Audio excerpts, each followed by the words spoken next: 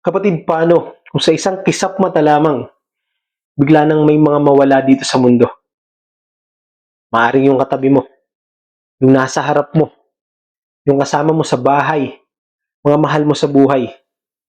Walang pasabi, biglaan na lang. Walang announcement, walang warning. Paano kung bigla na lang may mga mawala dito sa mundo? Ngunit hindi dahil sa sakuna kung ano man digmaan, kundi dahil kinuhan sila ng ating Panginoong Yesus. At yan mismo ang tinutukoy sa Biblia, ang rapture. Ngayon, pag-usapan natin yan ngayon, kapatid.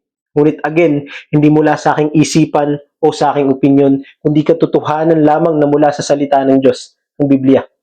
Ano nga ba ang rapture? At ano nga ba ang katotohanan tungkol dito? Kapatid, ang rapture ay ang pangako ng Diyos ng mga tunay na mananampalataya kay Kristo, buhay man o patay, ay kukunin niya upang salubungin siya doon sa alapaap.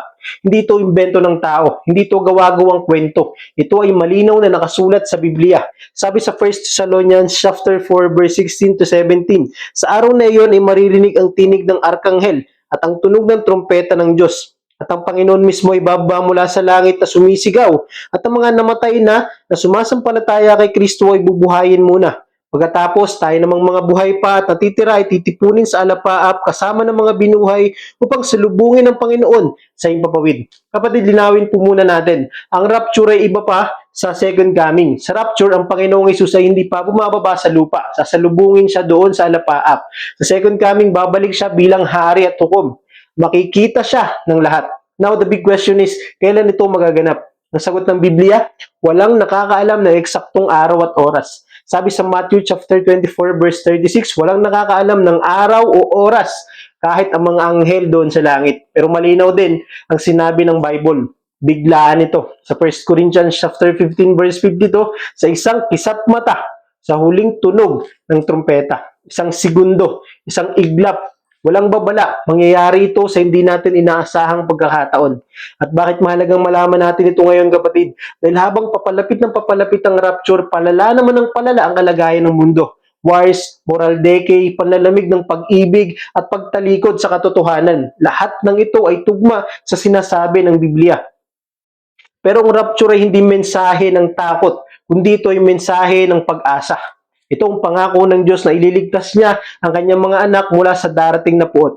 Sabi sa 1 Thessalonians chapter 1 verse 10, iniligtas tayo ni Jesus mula sa darating na puot.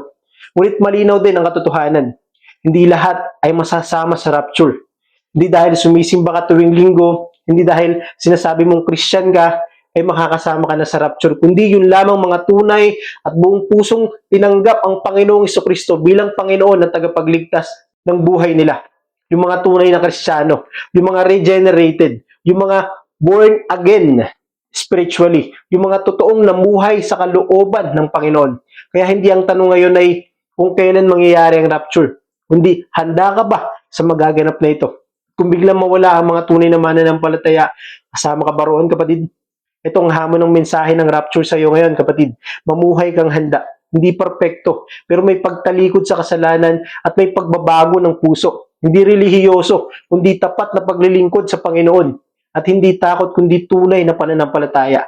Sabi ng Panginoong Hesus sa John chapter 14 verse 2 to 3, babalik ako at kayo'y aking tatanggapin.